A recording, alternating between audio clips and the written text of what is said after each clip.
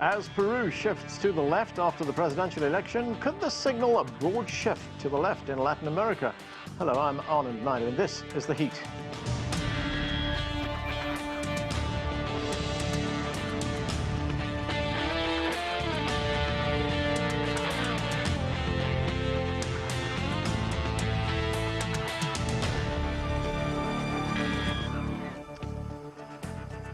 Pedro Castillo, a socialist and the son of peasant farmers, just took office as Peru's new president. After rising from obscurity to narrowly beat his right-wing rival, Keiko Fujimori, the daughter of jailed ex-president Alberto Fujimori, he's expected to adopt moderate left-wing policies. Dan Collins reports this could be part of a growing trend in the region. Pedro Castillo, a teacher and trade union leader, is the new president of Peru. Wearing his trademark wide-brimmed straw hat, he's a figure that inspires hope for some Peruvians and fear for others. As a candidate for a Marxist-Leninist party, his rapid rise stirred fears, fanned by fake news, that he would upend Peru's free market economy and lead the country into economic collapse, like Venezuela. He denies this. I flatly reject that we will bring models from other countries. We are not Chavistas. We are not communists. We are not extremists, much less are we terrorists. His right-wing opponent, Keiko Fujimori, alleged fraud and called for votes to be recounted. She suggested that Peru was part of a wider geopolitical struggle between the political left and right. En Bolivia y en Argentina. In Bolivia and Argentina, the left has returned. In Ecuador, an illustrious businessman won the presidential elections, and today Peru is in this battle. For some analysts, Castillo's victory, even though by the slimmest of margins, is part of a wider swing to the left in Latin America, in a region mostly dominated by leaders from the political right. But in Peru, the significance is much closer to home. The symbolism of the occasion, Peru's bicentenary of independence, is not lost on Peruvians. The presidential palace behind me will be Pedro Castillo's new home. And the teacher is arguably the first president to come from a rural peasant family in the 200 years since Peru declared independence from Spain. Growing anger at the political elite, rising poverty, and inequality for rural voters fueled Castillo's rapid rise on the political stage. Pedro Castillo is a president as a result largely of the crisis deepened by the pandemic. There was already a political crisis in Peru as a result of the Lava Jato scandal, but the pandemic added to it. Castillo is an expression of that. But Torres does not believe it has to do with the left or the right. We see big mobilizations in other countries intensified by the pandemic. I don't see an ideological issue. What it is a strong questioning of the way politics is done. Nonetheless, leftist alternatives could capitalize on the mistakes made, particularly in the handling of the coronavirus in upcoming elections. Colombia's conservatives, led by President Iván Duque, are under pressure ahead of a 2022 vote. While in Chile, the right under Sebastián Piñera could face defeat in elections this year, just as protests forced the country to rewrite its decades-old constitution. Brazil also faces an election battle next year, with a resurgent left led by former President Luiz Inácio Lula da Silva, looking to unseat far-right leader Jair Bolsonaro. Dan Collins, CGTN, Lima. We have a lot to discuss. Let's bring in our panel. Joining us from San Francisco, California is Gloria La Riva. She's the coordinator of the Cuba and Venezuela Solidarity Committee in the United States. Also with us from Boston, Massachusetts is Jorge Heine. He's a research professor at the Pardee School of Global Studies at Boston University, a Wilson Center Global Fellow, and the former Chilean ambassador to China. From Washington, D.C., Peter Hakim is President Emeritus and Senior Fellow of the Inter-American Dialogue. Thanks to all of you for being with us. And Ambassador Jorge Heine, let me start with you. This was a hard-fought election in Peru and a very narrow win for Pedro Castillo. The opposition is now expressing concerns that he might adopt hard left policies, but he has a problem because it's a divided government. Congress is held by the opposition. So what can we expect? Well, let me say the following. The first thing that it's important to underscore, and I watched his speech today at the inauguration, is that it is refreshing to see what some people have referred to as the first peasant president of Peru, a man that comes from the highlands, one of 9 siblings of illiterate parents, who has reached the highest position in Peru, in a country whose politics have traditionally been dominated by the Lima elites. His straw hat, his Andean suit, his commitment to move the presidential palace from the Palacio Pizarro, from where it's been for centuries, to a different place, thus shedding that colonial shadow, as it were, is all very refreshing, and it seems to me something that ought to be welcome. Now, he does face some very severe challenges. The first of all is, of course, that the economic situation in Peru is very dire. The GDP fell by 11% last year, one of the highest in the region. Peru, of course, has been very severely affected by the pandemic, has the highest death rate in the world in relation to its population. He does have only... Okay, Ambassador, I have to interrupt you there. We are now going to go to the Chinese embassy in Washington, where the new incoming ambassador, Qin Gang, is just about to speak to the media. Let's listen. 大家晚上好啊，我是刚刚抵达华盛顿，我想呢和这个中美的媒体代表见个面通过你们呢向中美两国的各界呢传递我的信息。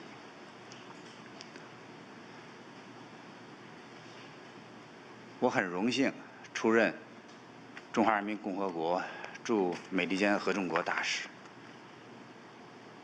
50年前，基辛格博士呢秘密访华，叩开了中国的大门。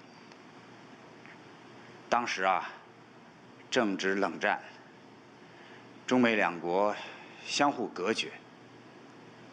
富有远见的基辛格博士，他不得不呢以隐蔽的方式取道他途，前往中国。50年后的今天，我作为第11任中国驻美国大使，可以公开地踏上正途，直飞美国。时过境迁，令人感慨。我相信，中美关系的大门已经打开，就不会关上。这是世界潮流，是大势所趋，民心所向。半个世纪以来，中美关系历经风雨，一路走来，不仅深刻地影响了两国，也深刻地改变了历史，改变了世界。今天，世界正在经历100年未有之大变局。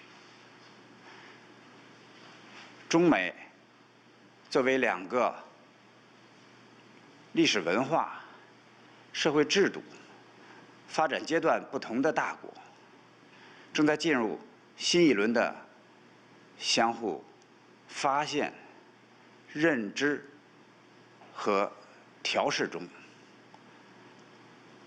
来寻求新时期彼此相处之道。中美关系又站到了一个新的紧要关头，既面临诸多的困难和挑战，也有巨大的机遇和潜力。何去何从，事关两国人民的福祉，事关世界的未来。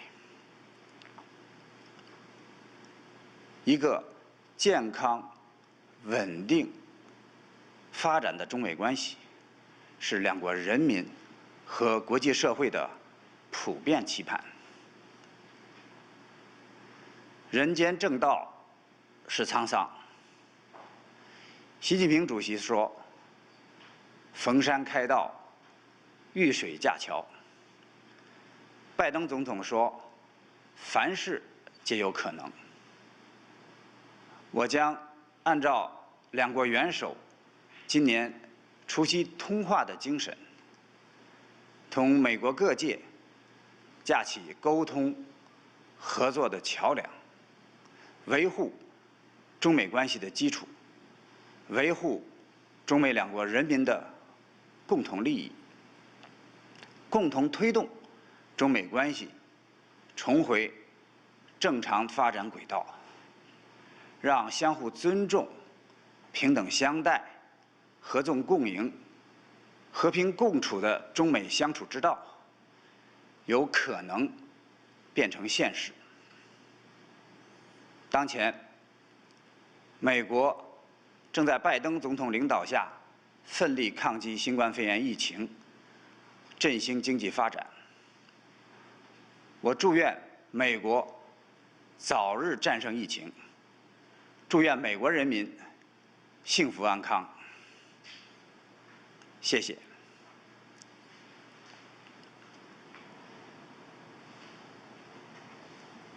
我喝口水啊，然后我就用英文讲。That was the new Chinese ambassador to the United States, Qin Gang, speaking to the media at the embassy in Washington, D.C. The ambassador arrived earlier in the country to take up his new post in Washington. Now, let us return to the heat. Ambassador Jorge Heine, you were talking to us before we went to the ambassador in Washington and telling us about the new Peruvian president, Pedro Castillo. Yes. So the challenges, needless to say, are extremely significant given the effects of the pandemic on Peru and the dire economic situation. That said, there is an upside to it. As you know, Peru Okay, Ambassador, I'm sorry, I'm going to have to interrupt you again. The ambassador has returned to the podium, the new Chinese ambassador to the United States. He will now be addressing the media in English. Let's listen. I'm not repeat what I said just now in English. It's a great honor for me to be ambassador of the People's Republic of China to the United States of America. 50 years ago, Dr. Henry Kissinger made a secret visit to China and opened the door to the normalization of China-U.S. relations.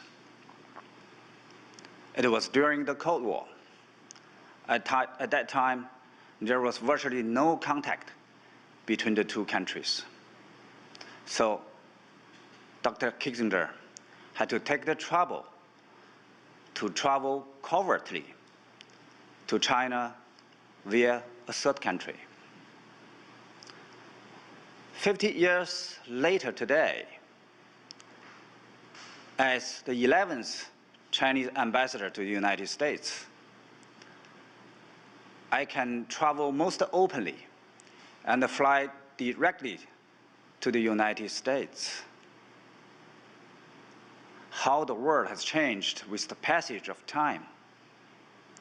I firmly believe that the door of China-U.S. relations, which is already open, cannot and should not be closed. This is the trend of the world, the call of the times, and the will of the people. Over the past half a century, China-U.S. relationship has gone through tremendous changes and kept moving forward in general, despite twists and turns. It has not only had a profound impact on both countries, but has also significantly changed the course of history and the course of the world. Today, the world is going through major changes unseen in the century.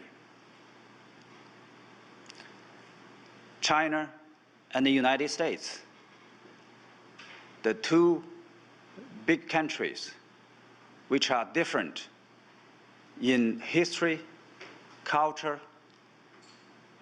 social systems, and the development stage, are entering into a new round of mutual exploration, understanding, and adaptation, trying to find a way to get along with each other in the new era. The China-U.S. relationship has come to a new critical juncture, facing not only many difficulties and challenges, but also great opportunities and potentials. How this important relationship will be headed to will be vital for the well-being of the Chinese and American peoples, vital for the future of the world. What the two peoples and the international community hope for is a sound, healthy, growing China-U.S. relationship. The word correct path is vicissitudes. As President Xi Jinping once put it, we need to forge new paths and build new bridges whenever necessary, so as to take us past challenges and the risks. President Joe Biden said, anything is possible. I will follow through on the principle of the telephone conversation between the two presidents on the Chinese New Year Eve. I will seek to build bridges of communication and cooperation with all sectors of the United States. I look forward to working closely with them to safeguard the foundation of China-U.S. relations, uphold the shared interests of our two peoples, endeavor to bring China-U.S. relations on the right track, turning the way of getting along with each other between China and the United States, which are mutual respect, equality, win-win cooperation, and a peaceful coexistence, from a possibility into a reality. As the United States is fighting hard the COVID-19 and reviving its economy under the leadership of President Biden, I wish the country an early victory against the pandemic, and I wish the American people all the best. Thank you.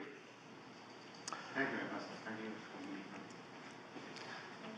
Thank you. I look forward to the future opportunities to communicate to the media during my years in the United States.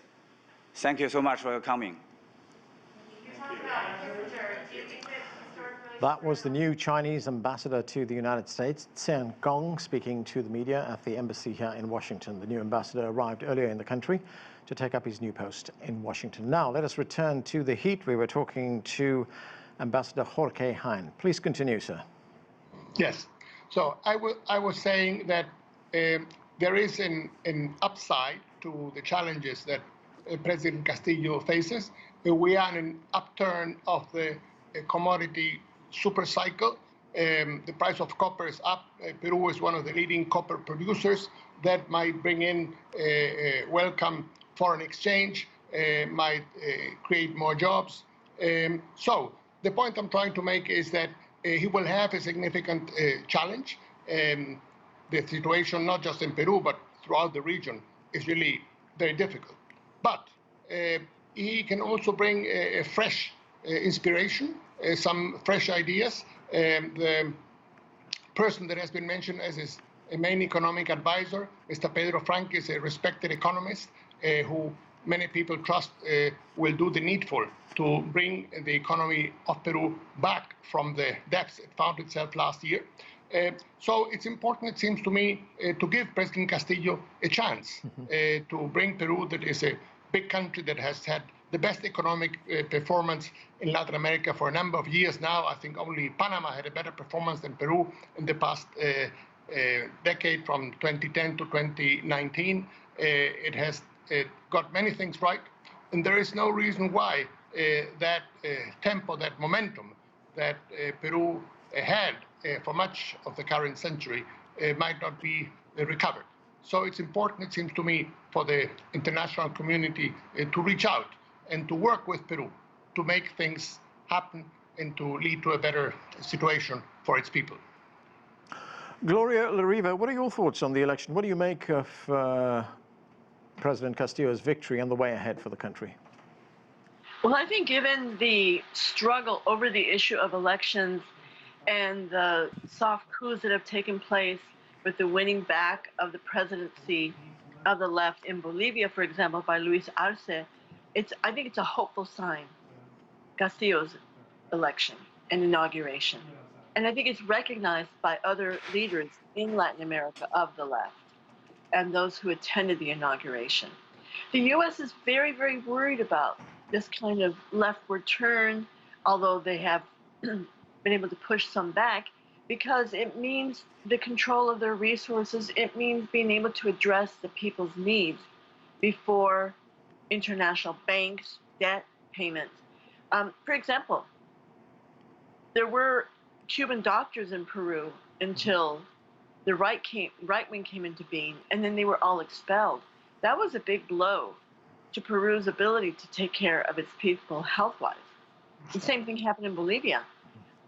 When the fascist coup happened and Áñez came into power, all the doctors were expelled from Bolivia, the Cuban doctors, and you found during the pandemic people dying in the street. So we're talking about the practical means of Latin American countries being able to independently integrate their economies, help each other out, as we saw discussed in the CELAC meeting of the 33 Latin American and Caribbean countries, not including the US or Canada, that took place just yesterday. Well, Peter, yeah. I'm sorry, led by Mexico, said it's time that we join together to stop US interference. And he saluted Cuba to say it should be regarded as a patrimony of humanity for the Cuban people's resistance. Peter Hakim, Castillo campaigned on a platform of nationalizing the mines, and as Ambassador Heine told us a moment ago, this is a mainstay of the Peruvian economy. He also campaigned on rewriting the constitution, but it doesn't look like that's going to happen. I mean, one of the reasons is that he doesn't have a majority in Congress. Even the conservative president of the central bank is going to keep his job. So what does that tell us about Castillo's style of governing as well as the constraints he faces? Not a whole lot, frankly. I think that he is clearly has certain political skills. He knew what he had to do to win the election, and he won it. It was a very close election, obviously. I think, whoever said this was right, that prediction is very difficult when it's about the future. And in this case, we know so little about Pedro Castillo's skills. We know very, very little about the group of people he's going to surround him with, who his advisors are going to be. Yes, he appointed a central bank president, or he promised to appoint the central bank president that we know is very competent.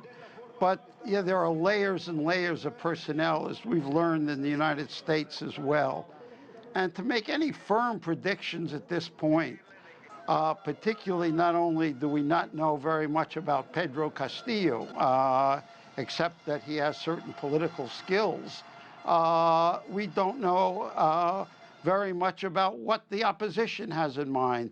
The Peruvian Congress has a way of harassing presidents that's virtually, is a real innovation in Latin America, and certainly we can expect Fujimori and her party to remain a thorn in the side of the new government. I don't know how much power she will be able to deliver now, but she's been around and she's a very professional politician. Lost 4 elections in a row, that's true, but at the same time, she's managed to keep them all close. And so I just am very wary about making any predictions at this time. We also don't know where Peru's investors are going to go. Are investors, foreign investors, going to sort of wait it out and wait to see what the first steps of the new government are? It's just very, very difficult, and particularly at a time when virtually all of Latin America is facing enormous difficulties. Right. And I don't see, I mean, this is the only point I disagreed with Jorge Heine, that there's really sort of reasons for optimism at this point. That even the best run countries in Latin America are facing enormous difficulties. People are unhappy. They're distrustful of their leaders right now. I mean, this, his own country, Chile, is a perfect example. Peru may have had the best record in the past decade, but Chile has had a fantastic record over 3 decades. And yet the country was virtually in chaos for several months. All right. And so I just think that we shouldn't make we can sort of say what might work. And one thing that certainly is not going to work is cooperation among Latin American countries or cooperation with the United States.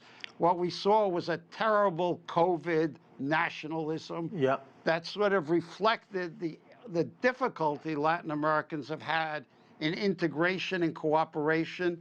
And also the United States has become more distant, less concerned about Latin America. Okay, Ambassador Heine, I'm going to come to you very quickly, very briefly, for your response to what Peter Hakim just told us. He doesn't share your optimism about the future for Peru. Yeah, no, perhaps I didn't make myself totally clear. I wasn't saying that I am, totally optimistic about the future of Peru. I am saying it is important to give Peru a chance after the enormous difficulties it has been through. Okay. That was my comment, and so it's important to correct it. Right, okay. At this point, let's we're going to be joined now in Washington, D.C. by Arthur Estopinan. He is the president of the Estopinan Group. Arthur, we talked just a few weeks ago about this general shift to the left in Latin America, and we're seeing it again now in Peru, now that the result is official and is known. It took a long time in coming, but Castillo is now the president, and Keiko Fujimori has conceded. So what do you make of the turn of events in Peru? Well, as your guests have been commenting, the President Castillo is going to have a very challenging start. Billions of dollars have exited Peru. The Peruvian business community is extremely uneasy and very concerned that he will have or try to implement some radical ideas that are anti-capitalist, that will hurt their businesses. So that's why they're taking their money out of Peru. But the reality is, as you mentioned, that the majorities are in the opposition, so in Congress. So he won't have that majority to be able to perhaps implement some of his ideas. So the jury's still out. The fact of the matter is that he's not a political politician. So how much does he know? How much skills does he have as far as the legislature and working with the Congress in Peru, as your guest mentioned, translate as we've seen in the United States. A good politician does not translate to a good leader or a good man of governance. So the jury's still out. Yeah. Gloria La Riva, I want to get your thoughts very quickly on what we just heard there from Arthur, and that is that the business community in Peru are not going to express much confidence if he starts implementing policies that may be seen as being against capitalism. I'm sure Castillo will feel a great deal of pressure from business. They're always going to be unhappy if there's a policy in the government to address people's needs, because it costs money, because it requires social spending, because it requires taxation. But I think the main factor will be the role of the people. And it's not a small thing. We see already with the right-wing government in Colombia that people demonstrating. Of course, we don't hear about deaths and repression there, but I think what'll be clear, key, is the struggle of the people in Peru. Yeah. And I think there's hope. Okay, Ambassador Jorge Heine, I want to look beyond Peru right now to some of the other changes that are taking place in Latin America. When we look at Argentina, we've seen the moderate left candidate, Alberto Fernandez, oust Mauricio Macri. Evo Morales is back in Bolivia as well. There have been protests, as Gloria just told us right now, against Ivan Duque's government in Colombia. Chile has shifted to the left in the primaries as well. And in Brazil, the biggest country and the biggest economy in Latin America, Jair Bolsonaro is not doing very well right now. He's losing ground to Lula da Silva with an election coming up next year in October. So is this the return of the pink tide, as it's been called in Latin America? And does it wholly have to do with the pandemic, or is there something else at play? Well, I wouldn't necessarily call it the return of the pink tide. What I will say is the following. Latin America right now, according to the UN's ECLAC, the Economic Commission for Latin America and the Caribbean, is going through its worst crisis in 120 years. GDP fell by 7.7% in 2020. Over 1 million people have died as a result of the pandemic in Latin America. Latin America is basically sort of the hot spot of the pandemic. And the governments that have been in charge have shown to be utterly incompetent to deal with it. So people are sick and tired of this incompetency, and they want something else. They want the sort of leaders that will respond to their needs. And I think we are really at the end of a certain political cycle that we have seen over the past few years, and there's a new cycle. I wouldn't call it necessarily a pink tide, but there will be governments, there will be leaders that will promise not just the efficiency that neoliberalism promised and often didn't deliver, but will promise and enact, hopefully, policy that will respond to the needs of the people. Trickle down doesn't necessarily work. People want something else. You can have economic growth, and you can still have poverty. You can have very bad pensions. You can have very bad health systems that do not respond to emergencies like the pandemic. And it seems to me, in that sense, we are at the end of a certain political cycle. We're moving into a different one, not necessarily a pink tide, but certainly with leaders and parties and governments that will respond to different priorities and to different challenges. Peter Hakim, looking broadly at the continent, what do you see as the main priorities for governments on the continent in the wake of the pandemic?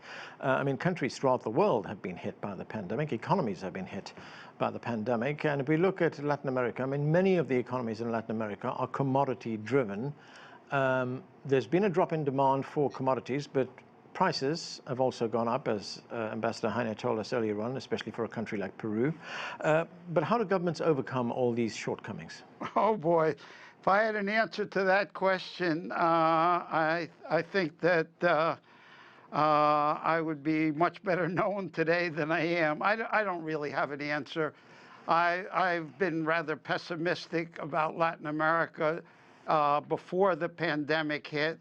One saw, I mean, we talk about the pink tide and then the return of the conservatives.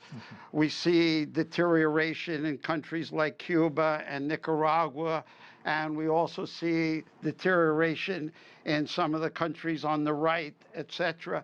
What we're seeing is a level of incompetence, lack of sensitivity, and the leadership throughout Latin America, there is no strong leader in Latin America. And there's not going to achieve very much in the way of cooperation, integration, unless there's a few strong leaders that take it on themselves, the way it happened in Europe, to sort of push the countries together, to find areas of commonality, to find ways of working together. As it is now, the countries are going in vastly different directions. And, you know, you do have elections like Hugo Chavez in Venezuela, which was a disaster for the country. But his election reflected how the difficulties that many or most of the population were facing before his election. Yeah. He wasn't elected just because somehow he was a great personality. He was elected because of the failure of so many previous leaders. Yeah. The same thing is the case in country after country. The people of countries are throwing out those people who have been incompetent, insensitive, and have really failed at the leadership role. And they haven't really found a group of politicians that can sort of begin to lead Latin America in positive directions. And until they begin to find that leadership, it will be very difficult. Gloria, that is not a very pretty picture that Peter Hakim has painted there. What do you think? I think the worst part of the picture of Latin America is the United States blockade, a very severe blockade in the time of pandemic against Cuba, trying to literally strangle them.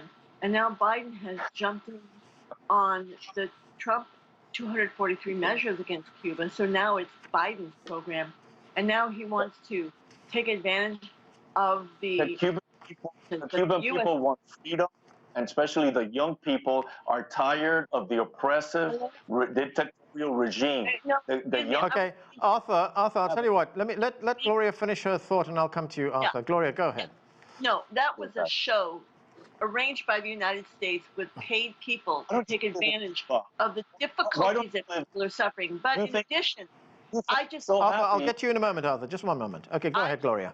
Nicaragua, which is also experiencing sanctions by the United States because the U.S. knows, in their own analysis, they know that Daniel Ortega is going to win the election again, as he has won with growing numbers and percentage since 2007.